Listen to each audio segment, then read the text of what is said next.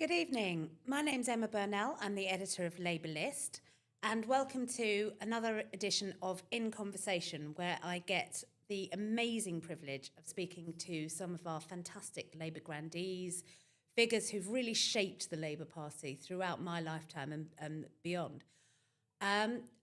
We are delighted to hold these in partnership with the Fabian Society, and thank you to them for hosting us. And I should just add that if you aren't already, clips of this will be going out on our fantastic TikTok channel. We are apparently at nearly 1,000 followers, so do follow along on TikTok if you aren't already subscribed to that. So today I am absolutely thrilled to have with us Lord Blunkett of Brightside and Hillsborough. And it's David, by the way. And David. Yeah, and I smile when I get called a grandee. I never felt grand. I think you're very grand as far as I'm concerned. This is a love-in. Right, go for it, Emma.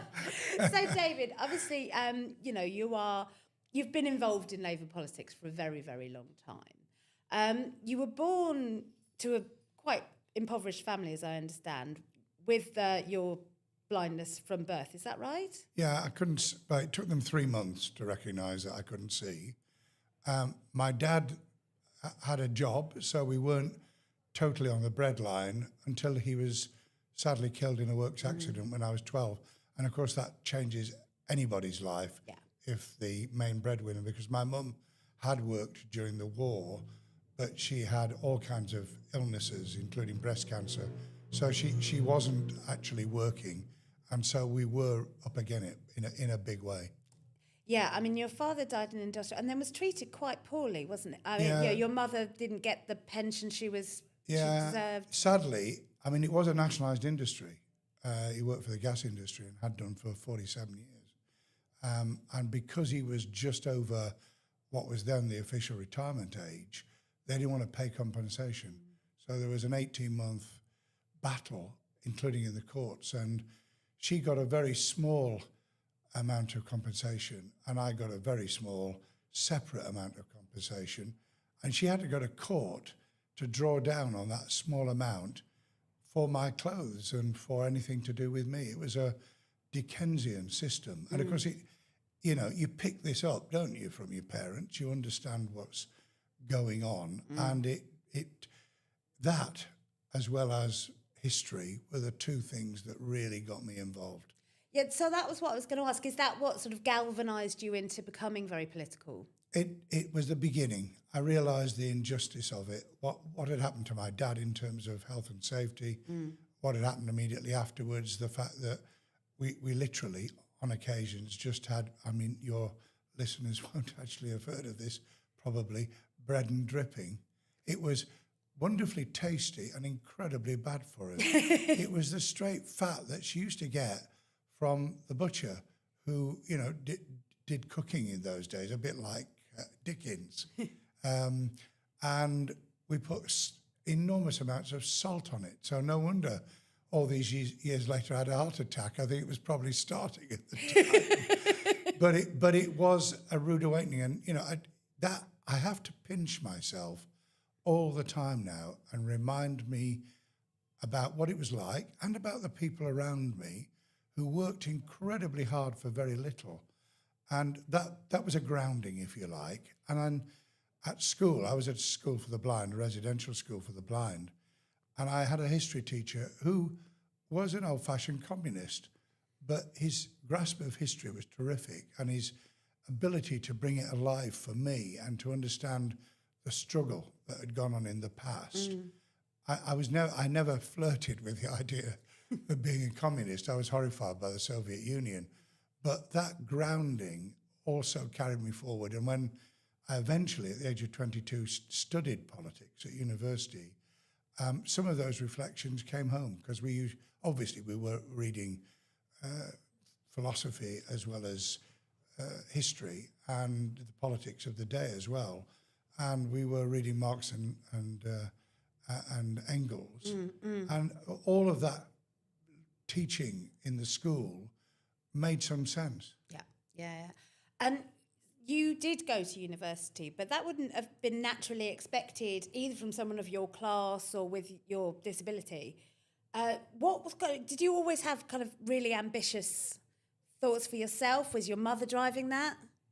No, my dad had driven it until his death. My mum was always terrified I was going to try things and fall flat on my face. So, Mums. you know, I started doing what are now GCSEs in the evening from the school I was at, because I was learning how to type, how to do Braille shorthand, commercial stuff, because that seemed to me to be a breakout, and I could write. But I went to evening class 2 nights a week and started to build up O-levels, GCSEs as they are now. And when I got to 6 and came back from the school to Sheffield and got a job working as a clerk typist, they gave me day release. So I went to college on 1 day a week, and I carried on evening classes doing A-levels. So after 2 years of doing that, I had a National Certificate in Business Studies, and I had 3, not brilliant A-levels, but bearing in mind I was doing them for 9 months and then taking the exam, they were good enough to get me into Sheffield University at a time when around 8% of the population were going to university, and there was nobody in my background or anywhere near where we lived. So it was an inner aspiration that drove me. I think I got the message that given that I couldn't see, I had to achieve at the highest level to be able to break through. And something inside said, just go for it. And my mum kept saying, I hope you'll be all right, I hope you'll be all right. And I said, I'll be all right, Mum, because I'm resilient enough. And I think the greatest moment of her life was when I graduated after the 3-year course with what was then a 2-1. I mean, only one person got a first in my year. Nobody ever got firsts other than at Oxford and Cambridge, because they just gave them away in those days there. And the only person who got a first is now in the Lords as a Tory, Philip Norton, and he teaches politics at Hull University. Well, you did better than me. I got a 2-2 in my undergrad, so you're definitely winning that one. Well, the irony was I was marked down by a guy who was teaching local government. They don't teach it now in universities, but he was teaching local government. I got marked down because I wrote about how it was then, because by then I was on the city council. I got elected 1 year into the university course, and he said it wasn't like this in Nottinghamshire County when he was on in the 1930s. So, you know, it was a bit of a, can we say this? It was a bit of a bugger. I think we can definitely say that. So, yeah, I mean, you became leader of Sheffield Council for quite some time. Yeah, I had 7 years right in the teeth of Thatcherism from 1980 to 87. We lost 50,000 jobs in steel and engineering in the city.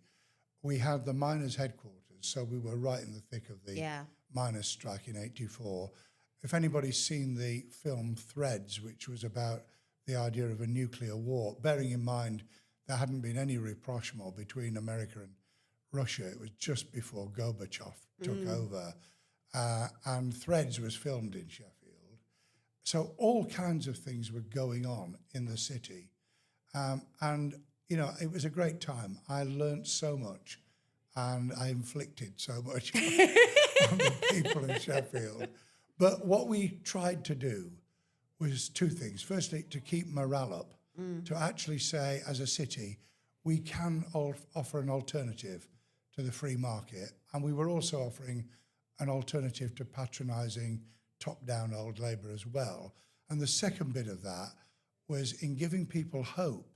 We were inventive, we were creative, against all the odds, because they were massively cutting the amount of grant to the city, and we were raising the local rate as it was then. We had both the domestic rate, like council tax, and we had the business rate. And we were deeply unpopular with the business community because we raised the rate by 40% in 1981. And this was almost political insanity. But somehow we won over the people. I mean, Sheffield's a population of 560,000. It's, in population terms, it's slightly bigger than Liverpool. but it doesn't punch its weight. It's called the biggest village in England. But we won people over. We were winning new seats we'd never won before because we were on a roll. We were on a campaign. It was, when I think back on it, I sometimes think, how the hell did we do it? But it was hope over reality. It was taking people with us on a journey, setting up cooperatives, having an education, an employment department that linked with it, trying to say to people, there is something different. You can do it in a different way. And I think you described it as municipal socialism. Well, we did. We used to take the PISS out of ourselves. So we had badges that described us as the People's Republic. I remember those. Yeah. It wasn't the People's Republic. It was a council struggling to attract people's imagination. We were working with the GLC, led at that time by Ken Livingstone, and with a number of the left of centre London boroughs. We were working with the council around Edinburgh, the Lothian Council, who were all looking at the same kind of projects. We pioneered cheap fares before the GLC took it on, and we were fortunate because the way we did it didn't get caught by a judicial review, which is what happened in London, where Bromley Council took the GLC to court to undermine what they called fair's fair. Yeah. And we completely transformed the transport system in the area. So kids were travelling for 2p and you could travel anywhere for 10p. And it changed. We didn't think of it in these kind of joined up terms, but it meant that people could get to work easily. They could shop anywhere they liked. Kids could get into the centre of the city for films and entertainment. People could visit and look after relatives. We increased the ridership by 30% between 1974 and 1986 when it was abolished by Thatcher. And that was at a time when everywhere else outside London, public transport was just collapsing. So I was very proud of that. But it was a seminal policy because looking back, it was about the environment. It was ecologically good. It was, in terms of energy, it was good. In terms of social and economic policy. And what was then the Chamber of Trade, those representing the retail sector in the city, were vehemently against it. When we implemented it, they switched. They were all in favour. So you sort of won over the business community without compromising your principles? Yes, and it was because we demonstrated that it was good. It was good. It was good for everyone. The subsidy was very large, but per passenger travelling, it was one of the lowest in the country because of the numbers. So actually, although the top line looked, quite a big bung, actually the reality was that the subsidy per person was very low. So we have a question here from John B. If anyone wants to send in questions while we're recording, please send them to questions@LabourList.org and they will magically appear on my iPad here. So John B asks, David, when you were first elected for your Sheffield constituency, I, and many like me, thought you to be part of the local government awkward squad. Yet you seem to fit well into the Blair cabinet. How did you manage this transition? The world changed. I wasn't fighting Margaret Thatcher as I had been as leader of Sheffield. By the way, I got elected leader as the middle of the roader, not the far lefty. But we were left in the sense of real radicalism and trying to maintain our values against all the odds. In 1987, we were about to embark on the battle about the poll tax. For those of you who've never heard, it was a flat rate local government tax on absolutely right-wing grounds, i.e. you link how much somebody pays to their right to be a citizen and vote, and therefore everyone would pay the same amount, whatever their income. It soon started to massively unravel, but we were having a fight in the Labour Party because there was one side saying, don't pay it, we should have, don't pay it. And thing will collapse. And I'd been made the National Executive Committee chair of a new local government committee. And when I'd been in Parliament 9 months, Jack Cunningham, who was then the Shadow Secretary of State for this area, asked me to join the front bench. I think he did so on the grounds of John B's question to shut me up. You know, the greatest thing you can do in politics, and it's true in trade union and business terms, is you promote somebody. And I had to make my mind up. Did I go for the revolutionary option, or did I actually argue that whilst I understood what people were saying, we could campaign on this issue to get elected? We could say the one way you can get rid of Margaret Thatcher is to join us in the campaign against this obnoxious tax that is value-driven, and distinguish ourselves by arguing about that political ideology. Now, ironically, we got rid of Thatcher, but we didn't get rid of the Tory government. The poll tax was substantially the reason why she lost office, and the immediate switch, they dropped the poll tax immediately and managed to put a new leader in, John Major, and within 18 months, he scraped home at the 92 election. But it was a great campaign. I remember speaking in Trafalgar Square to over 100,000 people. I mean, that is something to remember. Absolutely. I think I was there. Well, there we are. Don't give your age away, Emma. Oh, I think any viewers can see my age, sadly. So we've talked a little about your passion for your own education. Your first sort of big job under the Blair government was Education Secretary? Education and Employment. And the reason I'm mentioning that is because it made it a very big department and it could punch its weight.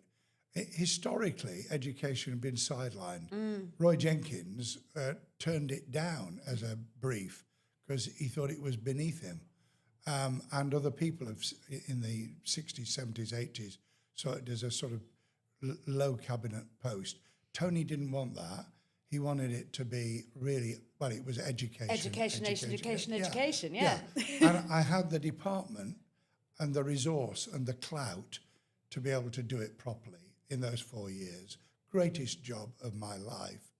And the ability to transform lives, to set up Sure Start for the newborn and for their families and community, because this wasn't just about a childcare issue. It wasn't just even about a family hub, which we now have. It was a holistic approach to transforming the lives of the children, and with it, their parents, drawing on the strength of community. And the early years policy that we developed and was supported by Gordon Brown, massive increase in nursery education for 3 and 4 year olds, and a transformation in primary and later in secondary education. But we were also putting 250,000 young people into a job through the New Deal for the Young and Employed. And it's back where we are now, isn't it? Except it's 1 million, not 250,000. And a lot to learn. I've been talking to Alan Miliband about this. A lot to learn from what happened in 97. We didn't get everything right, but within 2 years, we'd taken on and crushed that challenge. We were fortunate because Gordon Brown had levied on the privatised utilities a windfall levy from their profits, and we were able to invest that very quickly in this programme and get employers involved with it as well. So that was an incredibly innovative and uplifting time. I don't use the word exciting. There's all sorts of words used these days that creep in. I just make you smile, I hope, but there's a whole set of words that have now come from the civil service that politicians are using, like we are working at speed, and it means we got up this morning. Or we stand ready, which means we haven't got up this morning. Or agency, which is a very American London thing. I haven't met anybody outside London that uses the word agency other than for estate agents. So we're adopting kind of language that people don't understand what we're talking about. Anyway, that's by the by. Well, I mean, I think it's an important part of actually thinking about education, because you've got to have meaningful conversations. And if you start adopting language in schools that kids just don't get, then it goes straight over their young heads. Timmy, I'm going to give you agency. By the way, I found that at university, coming from a background where, that kind of language, obscurantism language, took me a year to understand partly what they were talking about. And I recently went to the Labour Club at Oxford, and I actually started to get them to laugh because I started talking about the way that tutors, lecturers use language in academia to show how important and clever they are. And even these kids at Oxford were laughing at some of the stuff that they have to put up with as well. And we lose people. No wonder academia is not getting the support that it deserves because they're still aloof. They're still talking a different language and not relating to what's happening on the ground. And I mean, you talked a lot about early years there. One of the things that came in when you were Education Secretary was tuition fees, which has become obviously a big kind of controversial topic, particularly for people younger than me. Understandably. In '98, we picked up the Deering Committee report, which I'd agreed to in opposition. We had a very interesting run-up to the '97 election where my predecessor, Gillian Shepherd, knew they were going to lose, decided that she'd like a legacy and cooperated. So we'd agreed this very good way of getting through the election, by the way, without having to say what we were going to do, because universities were absolutely starved for cash. There'd been a freeze on numbers for 8 years and a drop, believe this is a statistic, a drop of 40% in the amount spent per student. Wow. So we had to do something. My version was just over £1,000 tuition fee per year, paid by the family on family income. So a third didn't pay any, a third paid something, and the rest paid the lot. And there was a maintenance loan as well. But that maintenance loan also was accompanied by grants to those on lowest income. So it was a mixed picture. Yeah.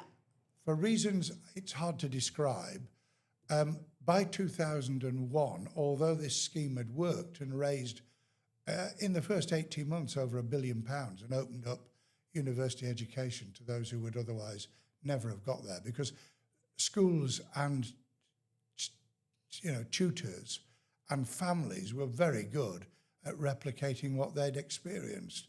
So if they'd been to university, or the school was good at getting kids into a particular university, they weren't going to back off. There wasn't going to be a reverse in social mobility. So we had to open things up. I still don't know quite how we moved from where we were to Tony and Gordon thinking that this wasn't going to work properly, and therefore we should have the current contingent loan system, as it's called, attached to future income. I resisted it. I managed to get in the manifesto that we wouldn't raise fees, but by 2005, I'd long gone then. I was Home Secretary, and it was difficult enough doing that job without fighting past battles. And we introduced the new system, which then was quadrupled by the coalition government.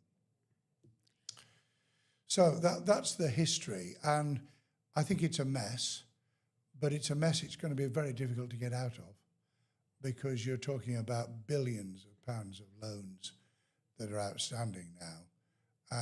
And if I had a brilliant way of achieving this, I think there are some modest changes we can make, including grants and help to people, and some sense about the loan system itself and the interest rates. I'm sure we can modify that. Doing away the whole system, God knows how we'd do that in the present climate. No, I mean, that's the thing, isn't it? Because you've got competing issues where the universities still need money to function and to open up to a more diverse group of pupils, of students, whilst at the same time you've also got people on, I think it's the Plan B loans that are just... From 2012, Yeah. And I sit with my younger colleagues while they look at their student loan accounts going up and up. And up and up and up, and it makes no sense, and it creates fear. And I think we've just got to look at how in the years to come, I think, to be honest, we've got to somehow, and this comes back to the fundamentals really, Emma, if we're going to sort out not just this, but a whole range of things, we've somehow got to turn things around and win the general election. Yeah. We can't do it in the next 2 years. We've got to do things in the next 2 years that are doable rapidly, that are bold, that are creative, that aren't bound in by Treasury orthodoxy, but they've all got to be geared to winning. And my God, that's going to be a challenge, whatever happens from the by-election as we record this tonight. The by-election is, 36 hours away? Just about, yeah. So that brings me nicely to another question from a friend. Paul Hodgkins has asked, you served in Tony Blair's cabinet. He's recently said that the government's principal problem is it doesn't have a worked out, coherent plan for the country and that it's in the wrong political position from which to devise one. Do you think he's correct on that? And if so, what do you believe would be the right position to allow a coherent plan to come to fruition? Well, there was a lot in... I wasn't one of these people, and wouldn't be, that just said, shut your mouth, go away, because he won 3 elections and we've never done that. And we're not in a good place at the moment. So I think belittling him is not clever. However, there were fundamental disagreements with his essay. I read it all. The bit you've referred to, or Paul's referred to, I do agree with, in the sense that we hadn't properly prepared. We thought we had. People were going out in the spring of 2024, presumably told by those developing policy that it was done. We were all ready. I'm afraid we weren't. I'm afraid we weren't, and it's shown. We're getting there. We're better, ironically now, 2 years in getting our act together. Some good, very good things have been done. They've not been joined up, so people don't have the narrative. We're not telling a story. So you can have the General Secretary of my union, Unison, saying we've done nothing for working people. Well, we damn well have. But do working people know that? Do they feel it? Do they understand what the Employment Rights Act means, or the measures we've taken on housing and other things? So if they don't, or on the minimum wage, for goodness sake, the living wage, all of which we've been massively criticised for. So you have to join it up, and there has to be a story that says the reason we're putting these policies together is because we have a set of values and they shine through, and we are on your side, we're holding your back, and we're going to make life better for you. We still got time in the 2 years that's left to do some of that and to prepare people for the next steps. My big argument with Tony in his essay about AI is, yes, we can't duck the future. We can't say, please let it go away, which, by the way, was the mantra from some on the left in the 1980s. Please don't close the pits. You know, you'd never have that now, would you, with the Green Movement? But it was, and it was, coal, not dole, and all of this. Actually, what was needed was a transition that was suitable to protect people from the consequences of massive industrial change. And it's the same with AI. We need to be on the side of people, helping them navigate through it. Tony, that was missing totally from Tony's essay. And I do sit down with him from time to time, and he is always big enough to take an argument. I mean, I think that's key, isn't it? It's not whether we can all agree, it's whether we can all disagree agreeably. And be persuadable. Yeah. All my political life, I've said, don't tell me what I should think, persuade me. And there's always been, when there's clashes inside the party, you're either on our side or you're not. Yeah. We're telling you what is the right thing, and if you don't believe it, then sod you. Well, that's a road to, disaster. That brings me neatly to a question from Trevor Hopper, who is quite unhappy with the current state of the party and our narratives. He says he's been a member for nearly half a century. He's never felt so sick with his own party. Can't believe we're doing good things in government, yet because of Nigel Farage, we're imploding. Can't senior figures defend our government? And do you think there should be a leadership contest? Well, there's going to be one, Trevor. It depends on what happens on Thursday, whether Andy Burnham is a candidate. But Wes Streeting's made it pretty clear, has he not, from his resignation? Yes, I think it's pretty clear. I think there's going to be a contest. Whether how many people will be in it is entirely open to conjecture. I don't know, and none of us know. What's that going to be? I think Tony was right about saying this. When people stand, they need to know what they're standing for and not just for themselves, as a personality. Yeah. Although, that matters. Yeah. You've got to be able to cut through to the electorate. You've got to be able to reverse the incredible unpopularity that I experienced on the doorstep. I wrote an article for the FT just after the local elections in which I quoted the councillor who'd lost actually in my old ward on the council to reform, and the intimidation, the thuggery, the vileness that she'd experienced. We're dealing with people who range from the grossly deluded to the Nazis. Yeah. And we've got to be able to face them with something very different. So policy, joined up narrative, and reach out have got to be the order of the day. No point in having a debate about nothing. And it needs to be conducted in an entirely different way. If we do have this debate, and it looks as if we are, I would suggest to candidates that they don't ask ministers to come out for them, to nominate them. Keir, if he decides to stand, would not have to, because the rules of the party are that he automatically is on the ballot paper if he wants to be. But if people asked others to nominate, they'd have to resign, and the government would literally fall apart in front of people's eyes. And it's not just that would be a bad look, it would be another massive body blow to credibility and reputation. Yeah. So it's going to take some incredible handling and a degree of comradeship, which we haven't seen for a bit. Yeah, absolutely. So I want to take you back to your time as Home Secretary. And I think it's related to the kinds of real debate that we're talking about potentially having. You came into the government with a reputation as being very left-wing. In 2026, the term left-wing encompasses sort of liberal thought as well as economic left-wing. But I think that might have been slightly different as you were sort of developing your reputation as a left-winger. And you were very kind of, you've seen as a bit of a hard nut as Home Secretary. Describing civil libertarians here I have as airy-fairy. Do you see a tension between those two visions of being left-wing? I think liberal democracy and libertarianism are two entirely different things. So I've never been a libertarian. I don't believe in hedonism. I don't believe that anything goes. I don't believe that John Stuart Mill was right in saying, so long as you can't identify that you've harmed somebody else, you can do whatever you like. I believe in social democracy. So I believe in actually bringing people together and identifying not what divides us in identity, culture war, politics, but what encompasses us, what brings us together to fight for each other.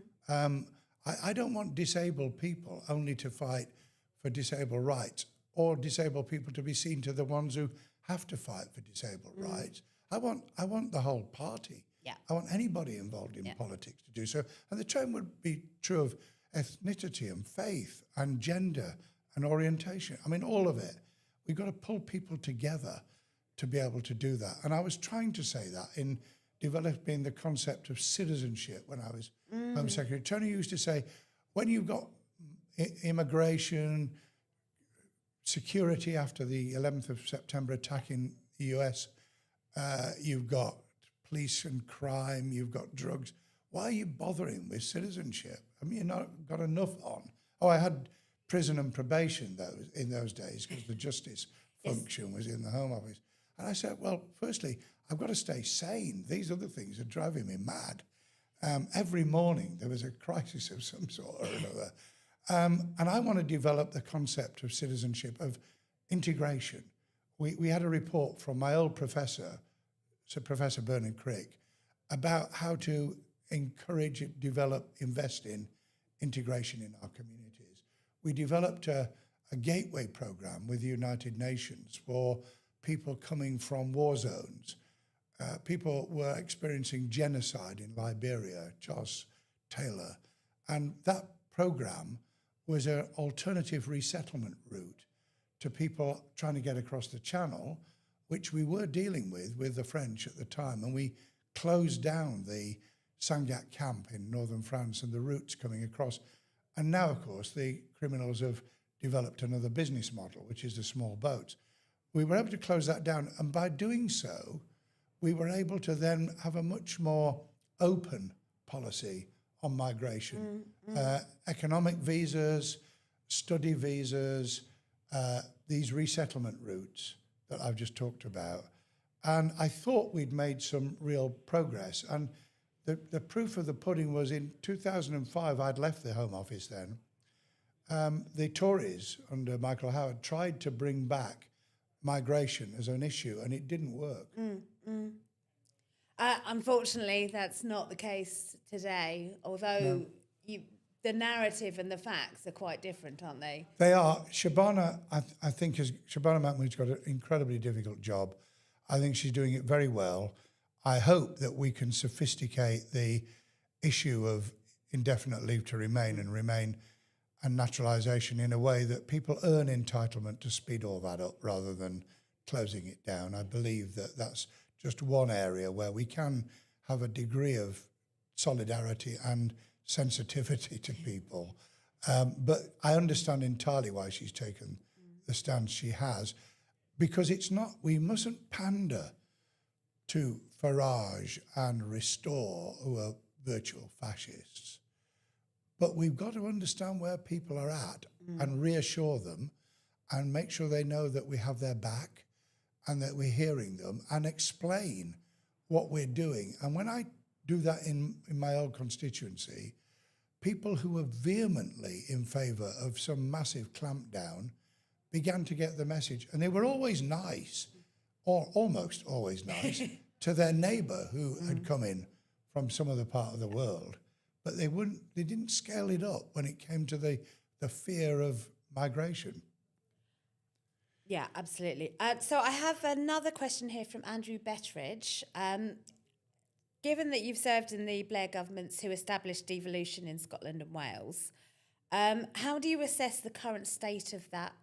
Is there something that should be done in England in terms of further devolution? And what do you believe that Labour needs to do in those nations to regain support? Because obviously we've now lost power in Wales. Yeah, we've been out of power in Scotland. I was a great sceptic.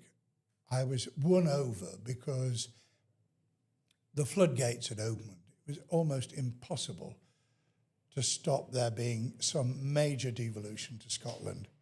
Wales was a different matter. The referendum was won in favour of the modest form of devolution at the time by 6,000 votes. And there is a suspicion that they were found behind a cabinet somewhere.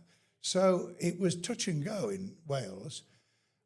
I think the development of it has been problematic because the nationalists, and that's clearly what they are, and Farage and Restore, Rupert Law, they're basic nationalists.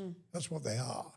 This nationalist fervour is, even when it's in a left of centre form, like the SNP present themselves, they weren't always, by the way. No, Tories. Oh, absolutely right. They moved to suit the electoral map. They are just as dangerous because they foster this division, this separation, this failure to understand that in the modern world, we really do need each other, which is why coming out of the European Union exactly 10 years ago next week was an absolute catastrophe. No, absolutely. I don't think you'll get much disagreement in this room, and possibly from our audience too. So I'm going to end on a really positive question from Paul Hodgkin. again. So you spoke of your time when you were leader of Sheffield being inventive and creative to give people hope. And I think we've also talked about the need for Labour to do something similar. So could you shape something that could, or just offer us something that could help whoever is the Labour leader this time next year, whether it's Andy, Wes, Keir, or a woman, whoever, to give that kind of hope? Yeah, can I answer that question and answer the bit of the other question I didn't answer? Sure. Which was, devolution is really important in England, but it has to be real. People have to feel that they've got some connection, some agency engagement, even. some bloody agency with it. They've got to feel it. And with the exception of Greater Manchester and possibly more recently West Yorkshire, where Tracy Brabbin's doing a good job, I don't think people do feel that. So we've got to do two things immediately. We've got to build the capacity for those combined authorities and local government to be able to take on much greater responsibility and much greater devolution financially as well as in policy terms, and do that as quickly as possible. But they've got to be able to handle it, because otherwise it'll be a catastrophe. And when it fails, it'll fail devolution for a long time. Secondly, we've got to be much clearer about what you have to do as a national government in not ignoring the bond markets or trying to be clever, but actually bringing in expertise to change the nature of the Treasury and the terms of the Office for Budget Responsibility, so that we can actually say to people there are different ways of doing things. Yeah. One example, I know for a fact, because I gave him a paper and discussed it with him, that back in March, John Healey started to discuss the idea of joining up with Mark Carney in Canada and others to create an investment bank for defence. And had that been carried forward rather than vetoed by the Treasury, we wouldn't be arguing about taking off capital funding from other departments to be able to fund it. We'd have raised 10 billion easily at very low interest rates, and been able to invest in growth in communities that are going to be a beneficiary, a spin-off of defence spending in a sensible, rational way. So in that way, you could say to people, it isn't all doom and gloom. It isn't all fiscal rectitude. I won't use a word I was going to use about rectitude, but it is. And all this, there is no hope. We can't do more than we're doing. And above all, start mobilising public service, national and local, massively. The inertia compared with 1997 is palpable. And we need to motivate the staff, increase their morale, but also increase their understanding of what's expected of them, and to make them feel that they're part of the solution. Yeah. They can make a difference to other people's lives. We did it. I mean, believe me, we shifted stuff. We ran out of steam a bit after a while from 97, but my God, in those early periods, we really did shift the world. Absolutely. So I'm going to ask you a couple of quick fire questions in our last minute. No, I don't know what biscuits you're going to ask me about. No, I'm not going to ask you about biscuits. I should ask you about biscuits. Yeah. If you were going to recommend one book for people to read, what would it be? At the moment, it would be The Strange Death of Liberal England by George Dangerfield, because we are in danger and there are lessons to be learned. It's a very readable book. One album to listen to? Oh, I like Peter Skellen because he makes me want to cry. Oh. You either like him or hate him. And finally, who's your political hero? I don't really have one other than the guy who was leader of Sheffield when, as a 22-year-old, I joined the council, and he didn't patronise me. He cut me down when he was arguing in the group and council. And we'd come round afterwards, put his arm around me, he'd say, come in the office. You've got a great future, but you've got to learn how to debate and don't be so bloody arrogant. So he was my hero, really. You'll get no argument with me having a hero, a local government leader as a hero. I am a well-known local government geek, so that's fantastic. David, Lord Blunkett, Thank you ever so much. That's been absolutely fascinating. Emma, thank you for the opportunity, and thank you for those who have taken the trouble to listen.